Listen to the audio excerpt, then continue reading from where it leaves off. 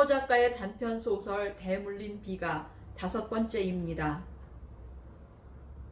5. 명호는 책상 위에 잔뜩 쌓인 서류 뭉치에서 눈을 떼고 잠시 창밖을 내다보았다. 저 멀리 남쪽 하늘로부터 먹구름이 때를 지어 몰려오고 있었다. 소나기를 몰고 오는 구름 같았다. 빗속의 여행이 될지도 모르겠군. 모처럼의 휴가를 비 때문에 망치게 되지 않을까 저기 걱정이 되었다.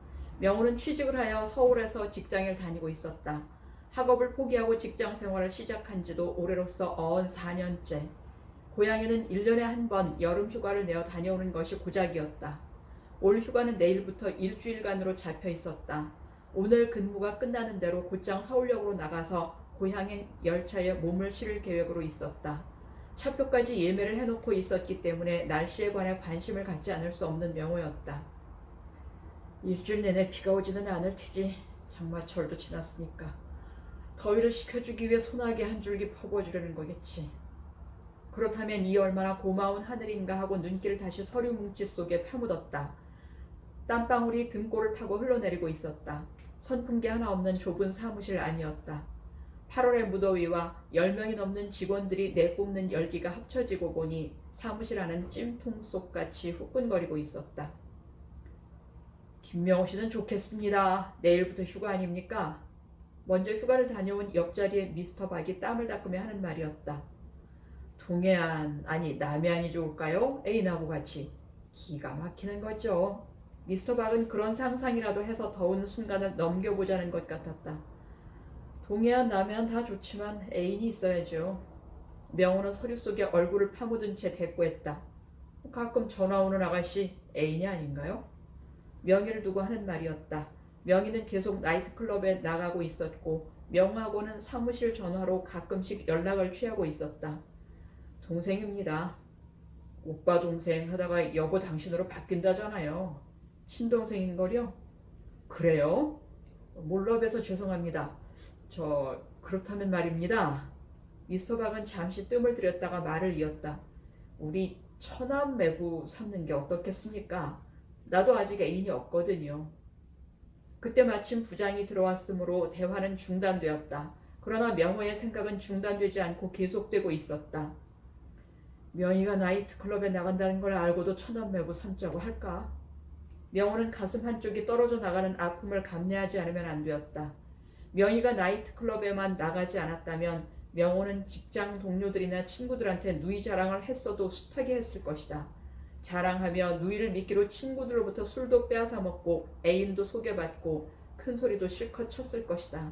그러나 지금껏 명호는 단 한 번도 그렇게 해보질 못했다. 이번에 만나면 다리 몽댕이를 분질러서라도 나이트클럽엔 못 나가게 해야지. 명희도 여름 휴가를 내어 고향에 이미 내려가 있었다. 지금쯤은 나를 기다리고 있겠지. 명호는 다시 한번 눈을 들어 창너머로 저 먼 고향 하늘을 쳐다보았다. 먹구름이 아까보다 좀 더 맹렬한 기세로 몰려오고 있었다. 아무것도 모르시는 아버지 어머니는 보나마나 시집을 가라고 성화하실 텐데 명희는 어떤 태도로 나올까? 결혼 문제만은 전적으로 본인의 의사에 맡기는 것이 좋을 것 같았다. 본인이 결혼을 하겠다면 그야 다행이겠지만 안 하겠다고 해도 강요해서는 안 될 것 같았다.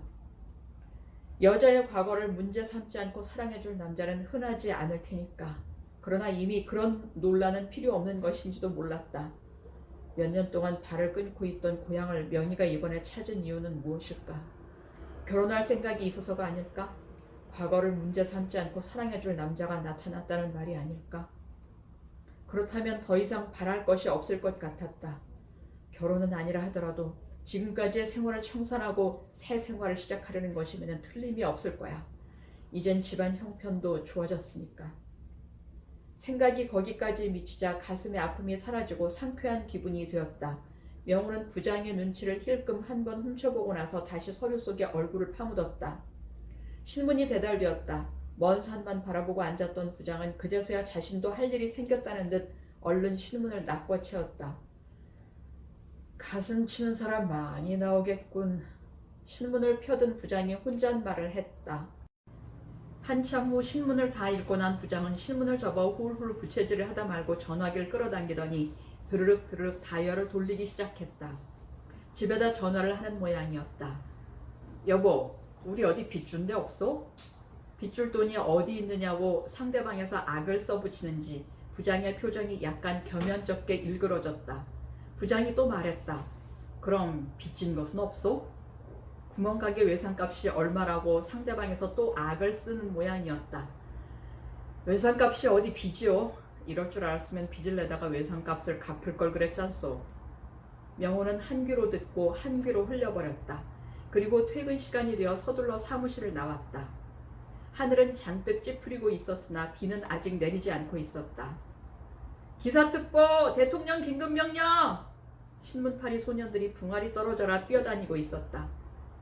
또 어디서 대머라도 버렸나? 명호는 계엄령이나 위수령을 내린 게 아닐까 생각했다.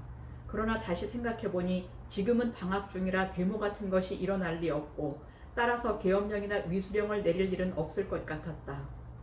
그렇다면 무슨 명령일까? 사무실에서 신문을 보고 나오지 않은 것을 후회하며 소년에게서 신문을 샀다. 대통령 긴급명령 요강 1.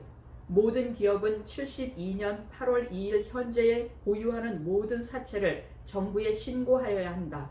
모든 사채는 72년 8월 3일자로 원리 1.35%, 3년 거치 후 5년 분할 상환의 새로운 채권 채무 관계로 의법 조정되거나 또는 차주 기업에 대한 출자로 전환되어야 한다. 이하 생략. 소위 말하는 83 긴급조치라는 것이었다. 국가 경제가 불안하니까 국민들은 은행에 저축을 하지 않았고 국민들이 저축을 하지 않으니까 은행 금고는 비게 되었고 은행 금고가 비게 되니까 기업들은 기업의 운영 자금을 사채에 의존하게 되었고 기업들이 다투어 사채를 끌어 쓰다 보니까 사채 이자를 높여놓았고 고리의 사채를 기업 운영 자금으로 쓰다 보니까 기업 부담이 늘어나게 되었고 그 부담을 덜어주지 않고는 기업을 살릴 길이 없게 되었고 여기서 기업 위주의 경제정책을 써오고 있던 당시의 정부로서는 부득이하게 내린 조치가 자본주의의 경제사에서 일찍이 그 이유례가 없는 83 긴급조치라는 극약 처방이었다. 신문을 펴든 명호의 손이 덜덜 떨리고 있었다. 이럴 수가 있을까? 국가가 나서서 국민을 이렇게까지 못살게 할 수가 있을까? 이래도 되는 걸까? 명호는 전신의 맥이 탁 풀리면서 고향에 가기가 싫어졌다. 또다시 가진 것을 모두 다 빼앗기고 빈손만 털고 있을 아버지와 어머니, 거기다가 상처받을 대로 상처받은 영혼을 이제 막 위로받으려는 순간 행복의 파랑새로부터 다시 한번 외면을 당하게 되어 한없이 허탈해하고 있을 명희까지. 그들을 대하기가 두려웠다. 그러나 안 갈 수는 없었다. 명호는 신문을 접어 길가에 내동댕이 치고 떠밀리듯 역 안으로 빨려 들어갔다. 태수는 명호가 월남에서 벌어다준 돈으로 쌀 장사를 시작했다. 농사를 지으면서 쌀 장사들과는 자주 접해보았기 때문에 구멍가게 다음으로 손쉽게 시작할 수 있는 것이 쌀 장사였다. 구멍가게와 쌀집을 겸하고 보니 구멍가게도 장사가 잘 되었고 쌀집도 장사가 잘 되었다. 더구나 농사를 지어 쌀을 내다 팔기만 하던 사람들이 모두 쌀을 사먹는 입장으로 바뀌고 말았으니 쌀 장사는 잘 될 수밖에 없었다. 그런데다가 쌀 장사는 구멍가게와 달라 많은 미천을 필요로 하기 때문에 아무나 시작할 수 있는 것이 못 되었다. 태수는 명호, 명희의 지원이 있었고 전부터 얻어놓은 신용이 있었기 때문에 돈을 융통하기도 쉬웠고 외상으로 쌀을 가져오기도 용이했다. 태수는 생산지 농민들을 찾아다니며 부지런히 쌀을 사다 날랐고 순녀는 집에 앉아 열심히 쌀을 팔았다. 집안 형편이 눈 깜짝할 사이에 달라졌다. 아이들은 학비 걱정을 하지 않고 학교에 다니게 되었고 어른들은 먹을 걱정, 입을 걱정을 더 이상 하지 않아도 되게 되었다. 그뿐만이 아니었다. 쓸 만큼 쓰고도 돈이 조금씩 모이기 시작했다. 거기다가 명호, 명희는 서울에서 돈을 버는 대로 꼬박꼬박 집으로 송금을 해주고 있었다. 그 돈 저 돈 합쳐서 은행에 적금도 들고 동네 부인네들끼리 하는 개도 들었다. 적금을 타서는 명호를 장가들이고 개를 타서는 명희를 시집보낼 생각이었다. 동네 사람들은 되는 집은 이 집뿐이라고 입을 모아 부러워들 하기 시작했다. 철거 전 숭례동에서 사던 부러움을 다시 사게 된 것이었다. 태수도 순녀도 이말하면 고대의 광실 높은 집도 부귀 영화도 부러울 것이 없다고 생각하게 되었다. 그 동네에 전화가 처음 들어왔을 때 태수는 만사 젖혀놓고 전화부터 놓았다. 그리고 제일 먼저 명호 사무실로 전화를 걸었다. 명호냐? 네 아버지. 우리도 전화 놓았단다. 그 동네에도 전화가 들어왔군요. 몇 번이세요? 신기하기도 해라. 천리 밖에 있는 아들의 목소리가 귓전에서 쟁쟁거리다니. 너희들 목소리라도 가끔 듣기 위해 무리를 해서라도 전화를 놓았잖니. 잘하셨어요. 세상 참 좋아졌지? 네, 참으로 좋은 세상이에요. 그 봐라. 우리나라가 살기 좋아지니까 우리가 이런 혜택도 보게 되는 거 아니겠니? 옳으신 말씀이에요. 아버지 말씀이 옳으셨어요. 아들의 지지까지 받아낸 태수는 점점 더 살기 좋은 세상이 되어가리라는 것을 믿어 의심치 않았다. 적금과 개를 탈 날짜가 얼마 남지 않았다. 밖에 나갔다가 들어온 태수는 풍년초를 종이에 말며 머뭇머뭇 아내의 얼굴을 쳐다보았다. 그때 아내 순녀가 담배 한 곽을 태수 앞에 내밀어 놔뒀다. 이게 웬 담배요? 이거 아리랑 아니요.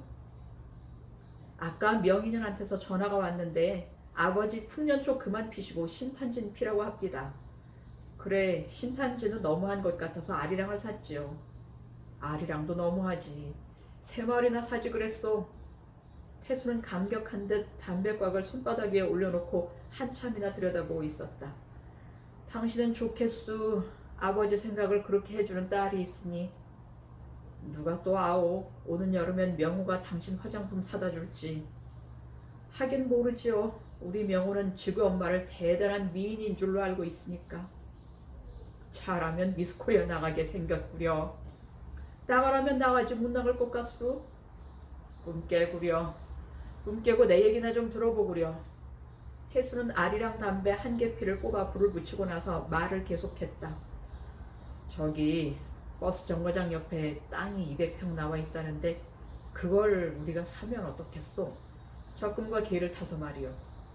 땅만 사모으다가 입도 한번 뻥끗 못해보고 빼앗기고서도 또 땅이에요. 이건 그냥 땅이 아니고 집터란 말이요. 집터는 땅이 아니고 뭐유? 도시계획이 다 되어서 집을 짓고 살도록 되어있는 땅이기 때문에 빼앗길 염려가 없는 땅이란 말이지. 그렇더라도 그 돈으로는 안 돼요. 적금 탈 돈은 명호 장가 보낼 돈, 개 탈 돈은 명의 시집 보낼 돈, 이렇게 정해놓지 않았어요. 그렇긴 한데. 태수는 포기하기가 아까운 듯 생각에 잠겨 앉았다가 다시 말을 이었다. 그 땅을 사서 집을 2채나 3채 지어서 팔면 못돼도 배장사는 될 거요. 그러면 서울에다가 명호, 명희 앞으로 각각 집 한 채씩을 사줄 수 있지 않겠소? 200만 원만 가지고서는 집 한 채씩 장만해서 시집 장가 보내기는 어려울 것 같으니까 하는 말이요. 며느리 사위 될 사람은 빈손 들고 온답니까? 서로 조금씩 보태서 사지요.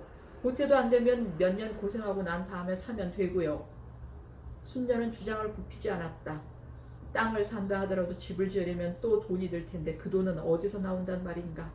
집 짓는데 매달려 장사를 못하게 되면 어떻게 되겠는가?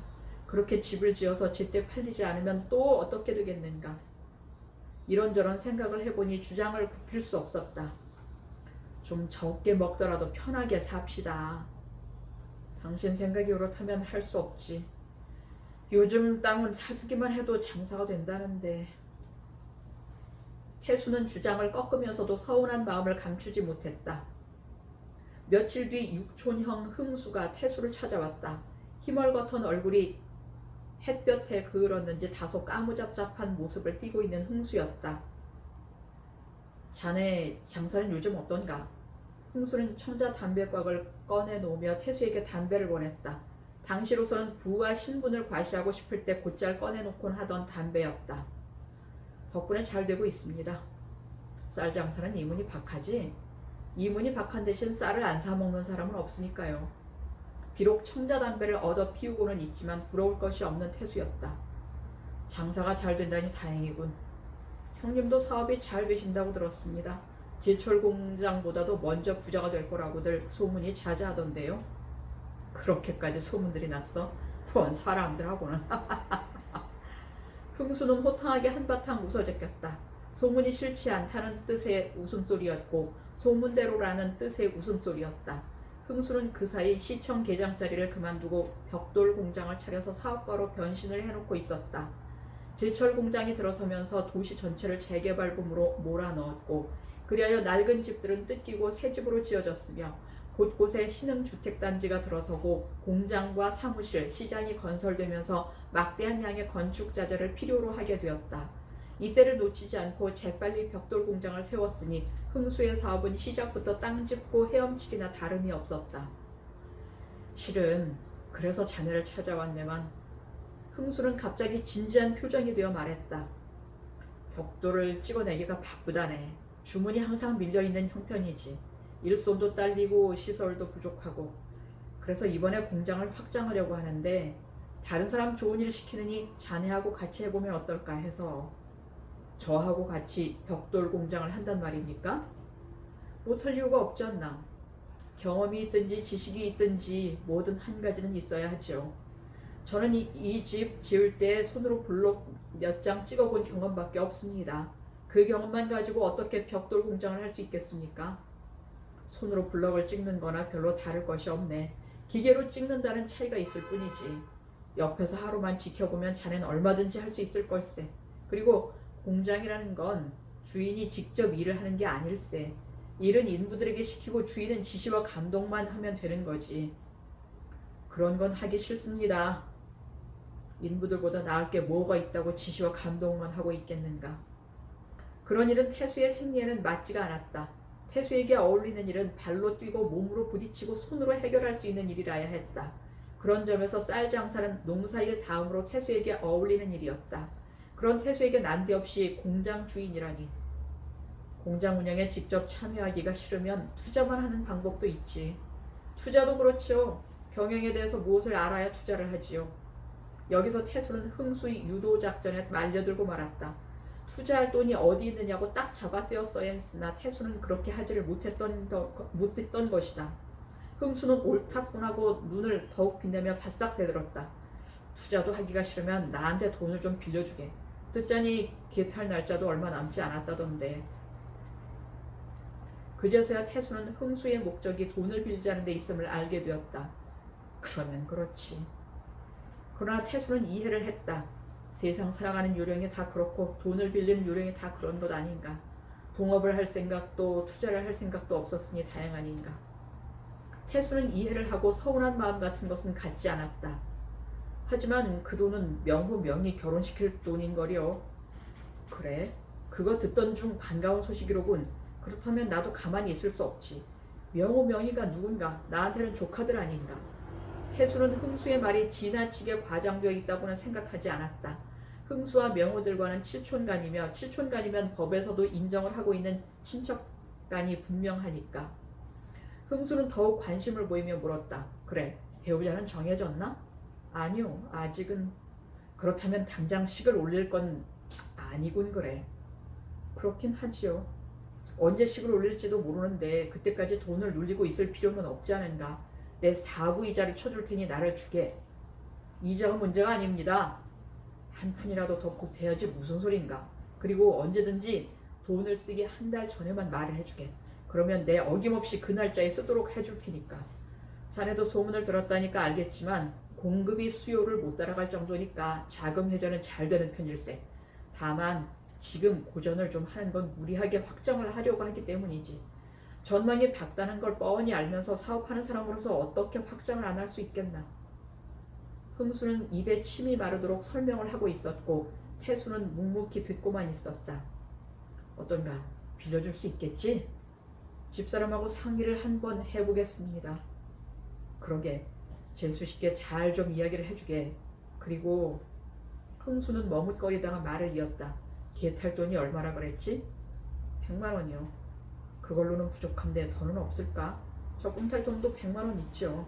그것까지 아예 다 좀 빌려주게. 절대로 실수 없이 할 테니까. 알겠습니다.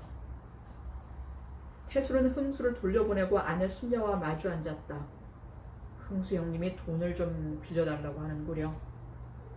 우리 돈 있는 걸 어떻게 알았대요?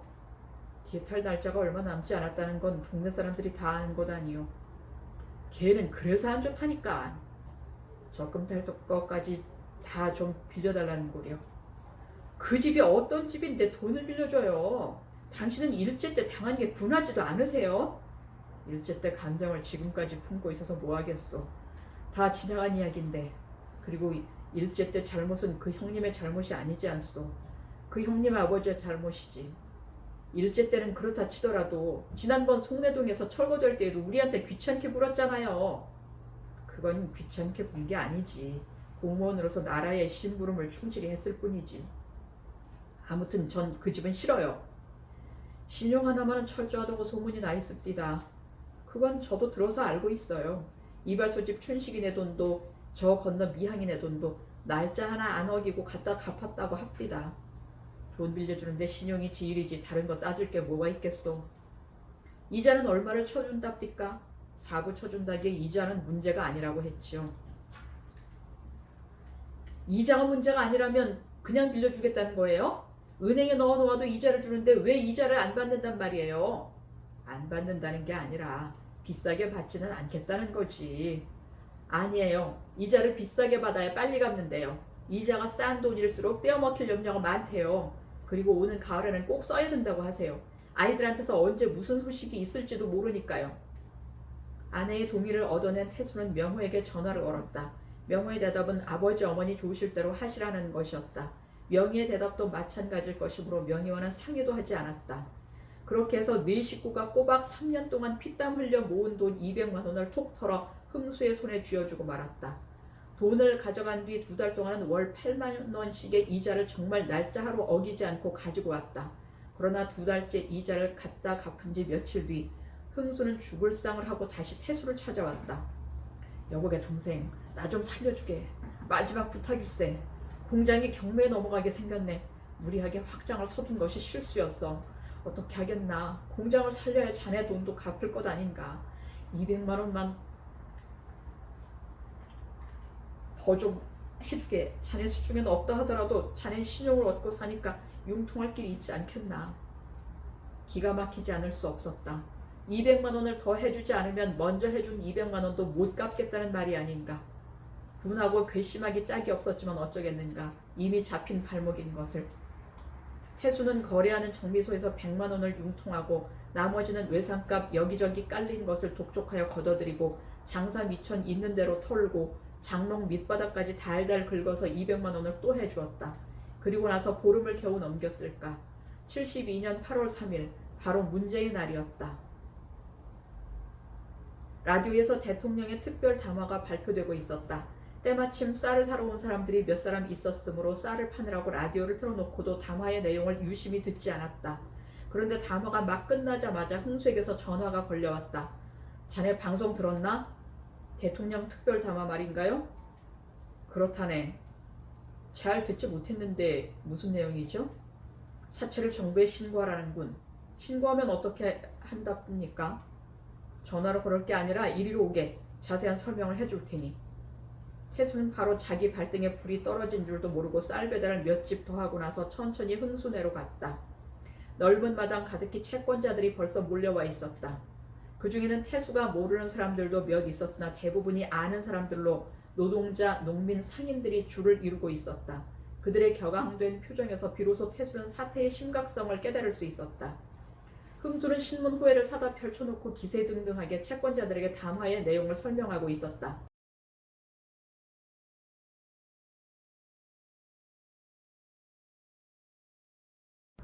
채무자 김흥수는 은행에다가 돈을 갖다 갚고 채권자 여러분들은 은행에서 돈을 받아간다 이겁니다. 정부가 보증을 하는 은행이 여러분들과 나 사이에 서서 채권, 채무 이행 관계를 조정해 주겠다는 거죠. 거두절미한 흥수의 설명을 듣고 있노라면 정부의 조치가 마치 채권자들을 위해 내린 조치같이 들렸다. 그러나 어느 한 사람도 그렇게 듣고 있는 사람은 없었다. 채권자들이야 어떻게 듣건 흥수는 신바람이 나서 설명을 계속하고 있었다. 돈을 받기로 말하면 여러분들이 나한테서 직접 받는 것보다 몇 갑절 확실하게 받는 방법 아니겠습니까? 다시 말해서 정부가 책임을 지고 여러분들의 돈을 받아주겠다 이겁니다.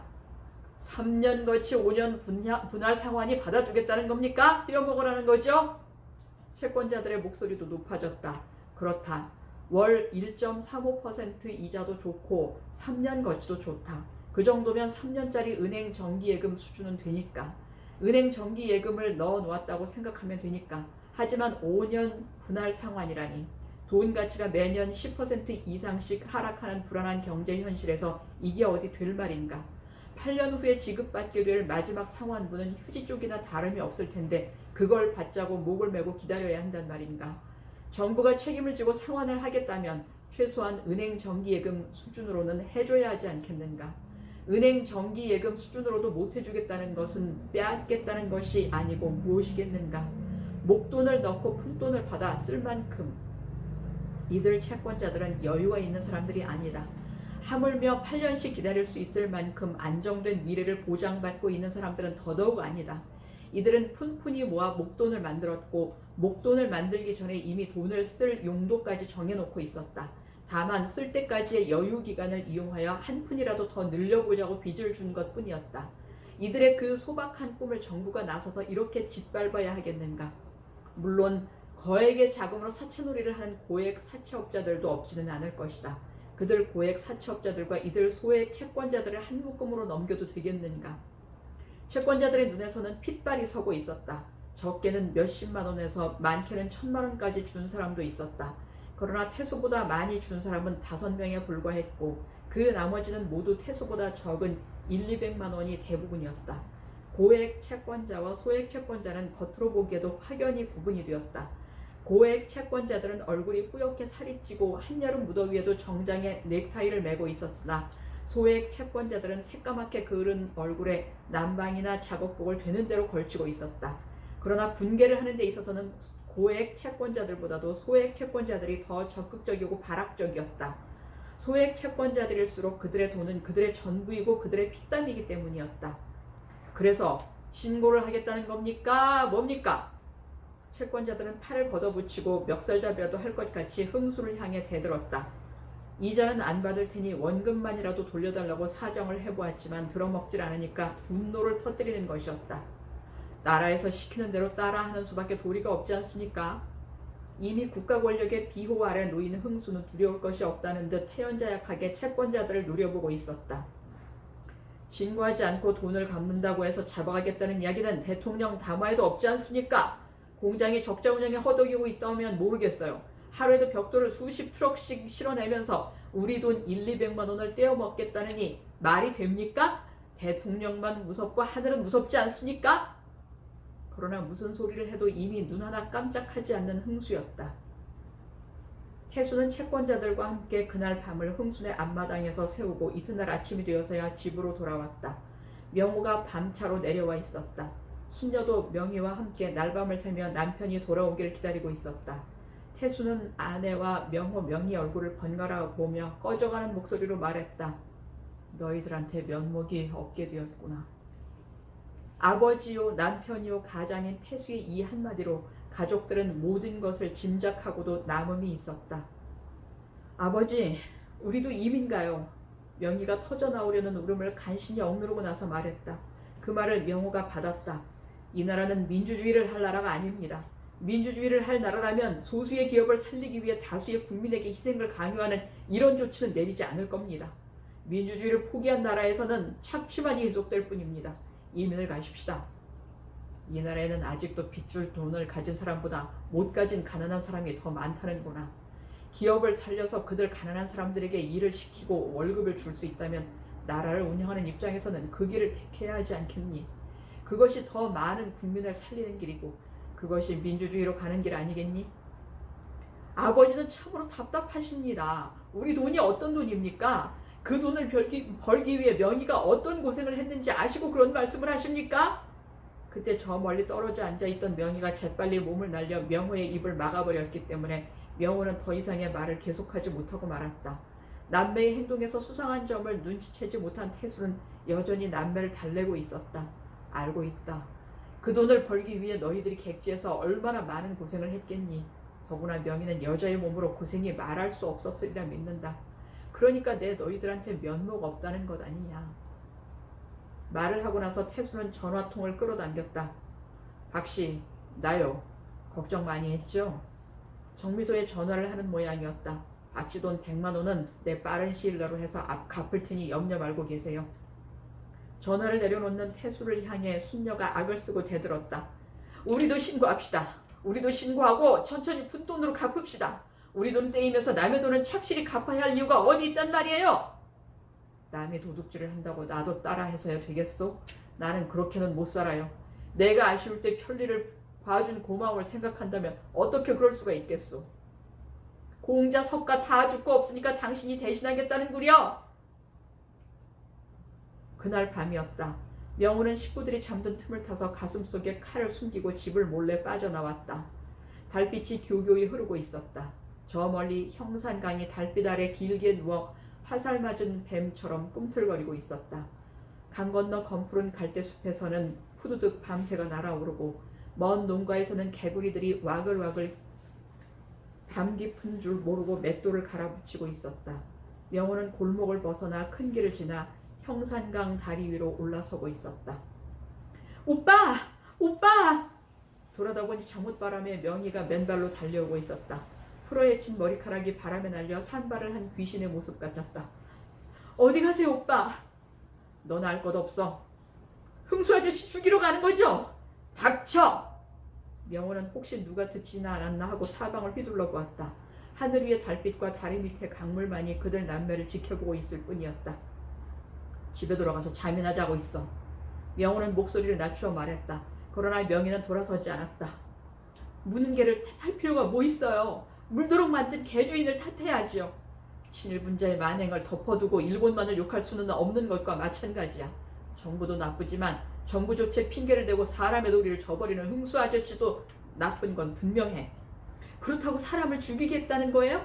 사람을 죽이는 오빠는 어떻게 되죠? 나도 죽으면 될 것 아니야. 어떻게 그렇게 단순하세요? 자식을 잃은 부모의 심정을 생각해 보셨어요? 오빠는 우리 6남매 중에서도 장남이자 집안의 기둥이며 아버지 어머니의 모든 기대와 희망이 걸린 몸이에요. 그 아들이 살인을 하고 그 죗값으로 죽었다고 생각해 보세요. 그때 아버지 어머니의 실망과 슬픔이 오늘 돈 400만 원을 날려버린 실망과 슬픔이 비길 수 있을까요? 명호는 아무 말도 못하고 다리 위에 우뚝 서 있기만 했다. 명희는 이때를 놓치지 않고 달겨들어 명호의 가슴에서 칼을 꺼내어 강물에 던져버렸다. 오빠, 우리 새로 시작해요. 지독한 계집애. 그래요, 전 독종이에요. 독종이기 때문에 다시 시작할 수 있어요. 2번, 아니 3번, 4번이라도 다시 시작할 수 있어요. 명희는 명호의 가슴에 몸을 던지고 흐느끼기 시작했다. 아버지 어머니 앞에서는 꼭꼭 눌러놓았던 눈물을 비로소 쏟아놓기 시작한 것이었다. 가엾은 계집애. 명호는 흐느끼는 명희를 두 팔이 아프도록 끌어안았다. 정부에서는 사체 신고율이 목표액을 초과 달성해서인지 아니면 국민들의 저항이 예상 외로 거세어서인지 모르지만 일주일 후에 완화 조치를 내렸다. 300만 원 이하의 소액 사체에 대해서는 3년 거치 5년 분할 상환에서 1년 거치 3년 분할 상환으로 기간을 단축시켜준 것이었다. 태술은 300만 원보다 100만 원이 더 많은 400만 원이었기 때문에 그 완화 조치에서도 혜택을 받지 못했다. 별수 없이 태술은 흥수를 붙잡고 사정사정해서 100만 원만 받고 나머지 300만 원은 완전 포기, 없었던 것으로 하고 한 달 후에 100만 원을 일시불로 받을 수 있었다. 그 100만 원으로는 정미소 박씨 돈을 갚은 것은 두말할 필요도 없었다. 그렇게 해서 결국 태수는 300만 원이라는 피땀 어린 거액의 돈을 떡 싸먹은 양 날려버리고 말았던 것이다.